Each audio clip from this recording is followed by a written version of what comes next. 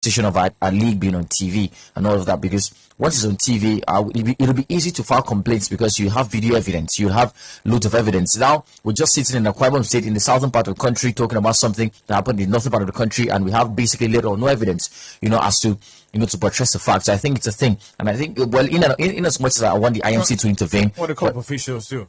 Yeah, not even club officials, right?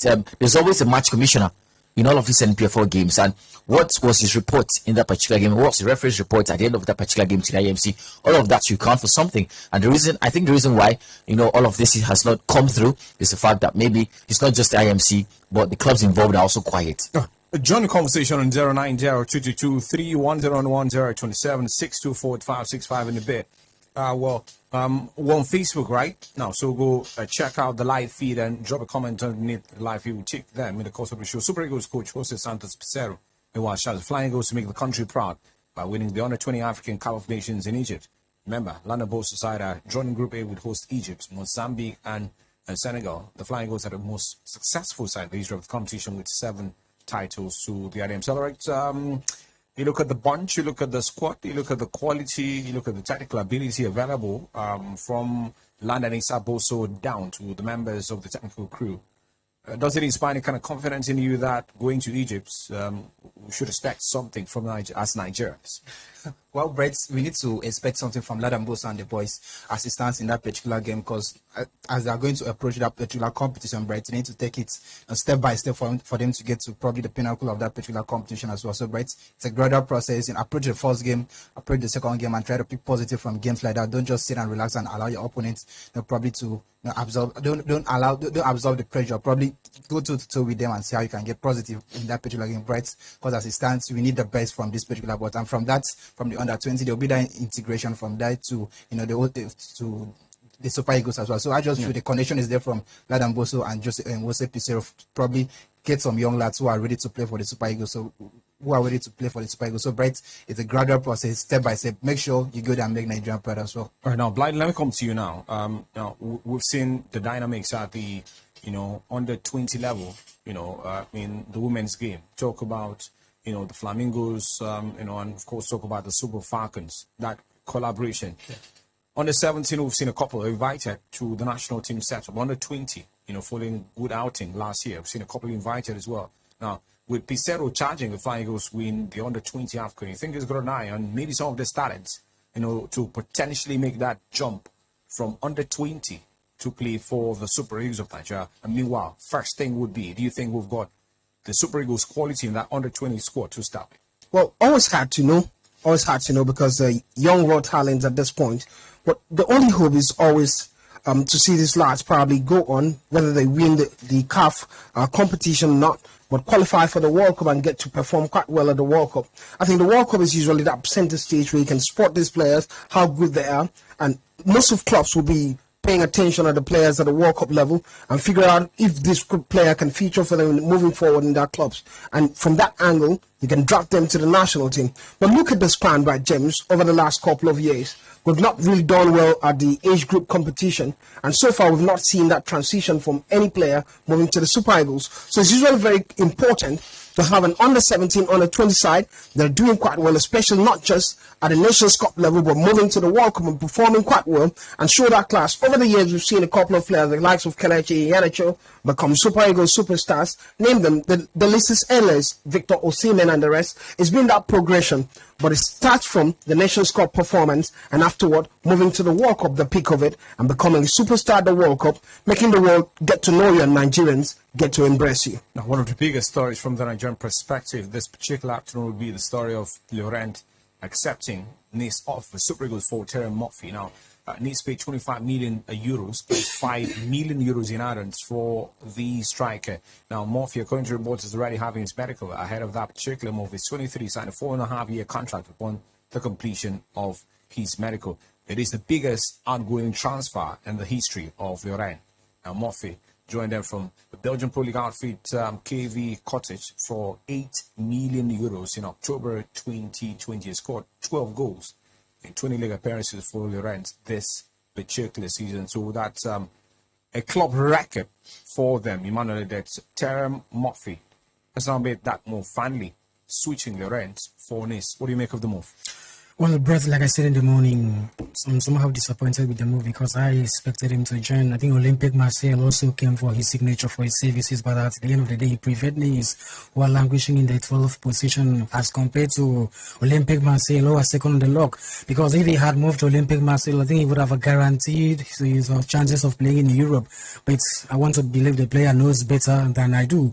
But it would have been much better if he had moved to Nice. I believe some time ago, weeks ago, West Ham also came gunning for his signature for his services, but he has chosen Nice at the expense of the other clubs that came for his services. But I believe at the end of the day, it will be something to look out for because he has gained some experience playing for Lorient, firing from all cylinders, scoring a lot of goals in the French League On. I believe he will also transfer that very form to his new club. And if he does well, I can't wait to also see him replicate that same form, that same fate in the Super Eagles anytime he's called upon to represent his fatherland. Right now, Mari Blyden had a conversation in the morning, and Forbia, I would like to, have have a shot at this. So let's talk about that deal, CEO. Terry Murphy joining Nice instead of West Ham United, and of course Olympique Marseille particularly. What do you think the attraction is for him joining Nice over Marseille?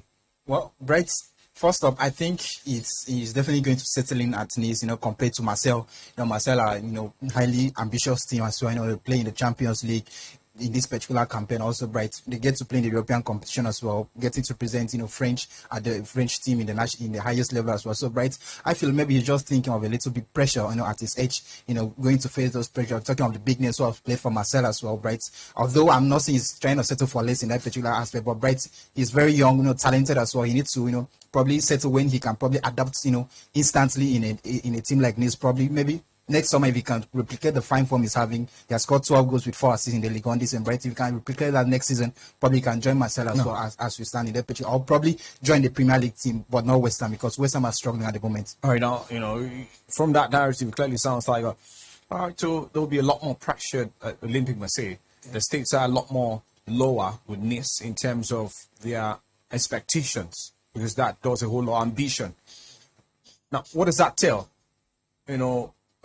Regarding Terry Murphy and his outlook of football, his perspective of the game and the future? Well, if I'm to take that, I try to look at it from a broader perspective. First of all, when I looked at that deal, I think one of the reasons he joined Nice was the price tag for him. Most of the clubs didn't think he should be valued at that rate, especially the likes of Olympique Marseille, even West Ham. You know what it is when Premier League clubs come for you, they probably want to get you at a lower rate. And coupled with the fact that he's just had 2 seasons with them, 2.5 seasons, he scored in total 35 goals in 90 appearances. It speaks volume of the quality he's improving. But looking at Nice, one of the indications for me would be the project they have there. A new owner came into the club. He's been buying players, it looks like Chelsea for me these days. He's been trying to shape up things with Nice, and it seemed to be a team with a future moving forward. So it could be that was the attraction for the lad. But on the other hand, also, I'll join Solorex in this regard. There's always bigger pressure moving to a new club, especially in January transfer, trying to settle in this club. Yeah, one might say he could have gone to Olympique Marseille if they really wanted him. But the pressure, there are big players, all of them. It's easier settling in Nice, especially if the project is looking good moving forward. So that's it for me. I think it's a fair deal. And on the other hand, there's most likely going to be better money involved in Nice. No. Everton, money. Yeah, Everton and Southampton. Mario Wonistan are battling to sign Paulo Onuachu. On the last day of the winter transfer window, Southampton Wonistan made an attempt for the Nigerian striker early in the window but failed to meet Geng's valuation. Now, according to reports, Everton and Southampton are set to be speaking with Genk and Onuachu's representatives as we speak regarding a potential transfer deal. Is it time? No, right, no. Now, I'm talking about in the context of the two teams. Everton are battling relegation right now. You understand, the attraction for Everton and Sean Dyche because he wants a tall striker would be able to be doing, be able to fit into his system called the all boss and all of that. Southampton need a goal poacher as urgently as possible because, the strikers are out, likes of Adams is not doing as much as possible. So they need a goal poacher to get him out of relegation. But I think, for a striker like Paulo Onuachu, who's made his pedigree in Belgium, particularly, he's one of the top 10 in terms of quality right now. The IFFHS dropped a list of top 20 strikers and he was there. Basically moving from Genk to a team that is not guaranteed spot to the Premier League next season. I don't think so. Moreover, I think he should stay at Genk and make his money. It's gradually gliding through past his prime. And of course, in the next 2-3 years, he'll be 30. So there's no point. Stay there and make money. Have you got any shadow of doubt, Emmanuel then? Edet, as to Paulo Nwachu's quality and suitability, adaptability, if you like, to the Premier League?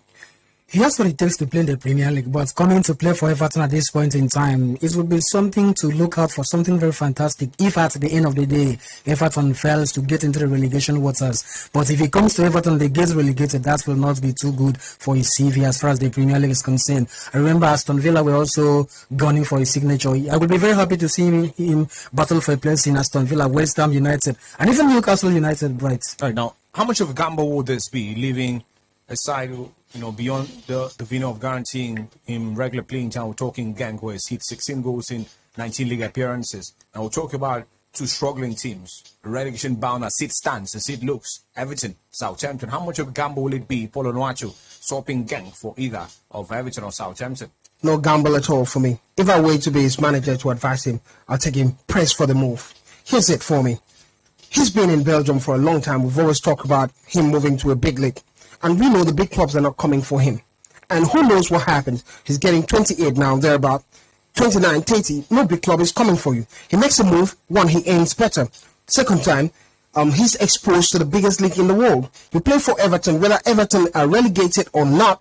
All you need to do is give a good performance. Score maybe 7 goals. Have a season 6 goals. Let know. And the beauty about these two clubs is they're going to depend on his strength. Southampton, they've not been scoring goals, and they're looking forward to a very tall striker probably who can knock the ball and score for them with ease. And Paulo Nwachu is really tall. He's got that physique. He can knock the ball and score into your net. And Everton are looking forward to that. If that happens, good for him. You never can tell. Next move, bigger club comes for him, but he's left the waters in Belgium and is testing a bigger water. And if it's suitable, big ups for him. So, Lawrence? Well, Brett, first up, I think if he goes, it will be a decline in his career as it stands. You are a king in your own league. You're scoring goals, scoring assists. You are the talk of the town week in, week out. There's no week, Brett, in which I don't compel Paul Anojo in the scorecard of Nigerian players. He's always making headlines as well. So Brett is a massive player.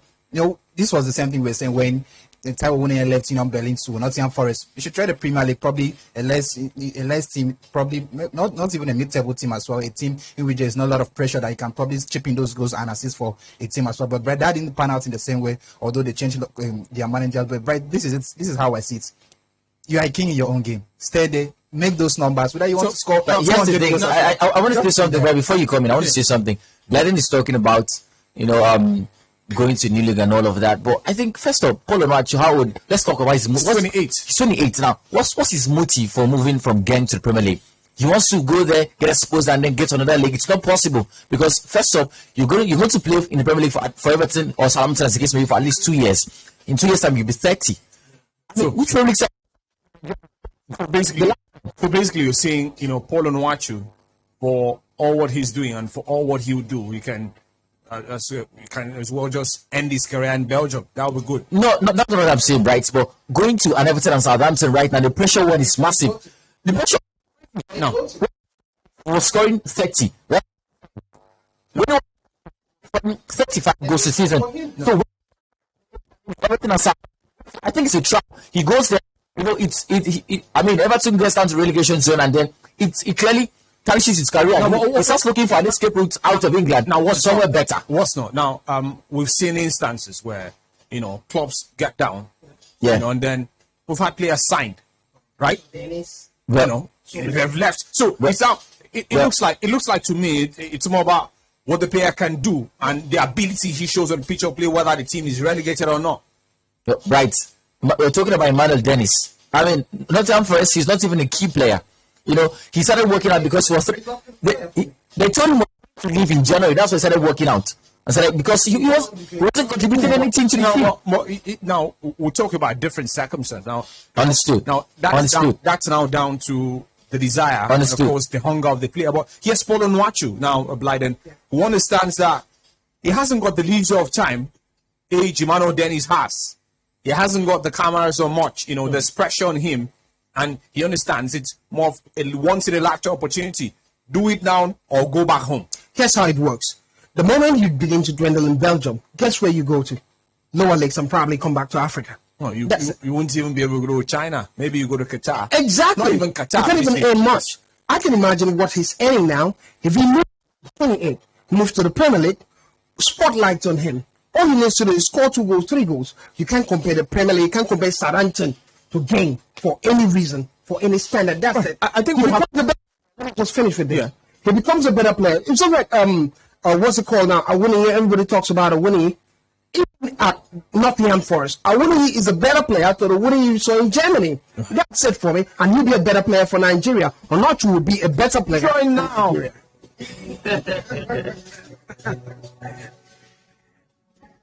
It's getting heated. Just imagine what it will look like when we talk about the next subject matter. Arsenal agreeing a £12 million deal with Chelsea to sign Italy defender Jorginho Filo. He's now 31, joined Chelsea from Napoli in 2018 into the final 6 months of his contract at Stamford Bridge. And Arsenal turned their attention to Jorginho after having 2 bids rejected by Brighton for Moses Caicedo. Brighton say Caicedo is not for sale, and it looks increasingly likely the Ecuador midfielder will remain at the club after the 11 p.m. deadline later tonight. Jorginho is set to become Arsenal's 3rd signing of the giant transfer window, having previously completed the signing of Poland defender Jakub Kiwior from Spezia for €20 million, and Belgian striker Leandro Trossard, who moved from Brighton for about £21 million. Well, I talked about the thing in the morning, and I'd just like to recap it. When the post was published, I saw it on Twitter, and I was like, what do you make of Jorginho Filo, and how do you think he would perform? You think it's a good signing for Arsenal? And then I saw a barrage of comments, barrage of tweets, and one caught my eye. Said, no. That's how we started. Said, no. It's not a good move. And then added, instead of Jorginho joining, he would prefer... No. He would prefer the Ghanaian international, Thomas Partey. He would prefer Thomas Partey to be jailed. He would prefer Thomas Partey to be jailed than Jorginho joining. And his reason was very simple. He said, well, at Arsenal, and of course, if you're a fan of every football club except Chelsea, even Chelsea fans, they've taunted Jorginho for being, let me use the word that to use very expressly, rubbish, it's been garbage, not good enough, very embarrassing, the regretful words have been used on Jorginho, and then having from criticizing that player that much, and then having to now turn around and welcome him to your team. I'm sure that's something that, he can't wrap his head around. But maybe would allow the fans who can wrap their head around that particular move, talk about it. We hear Enzo Fernandez to Chelsea is quite close. Well, I know the guys here are itching. All of them have got something to say about Jorginho. He's been a very popular guy at Chelsea. Maybe more often than always, not for the right reasons. Back passes.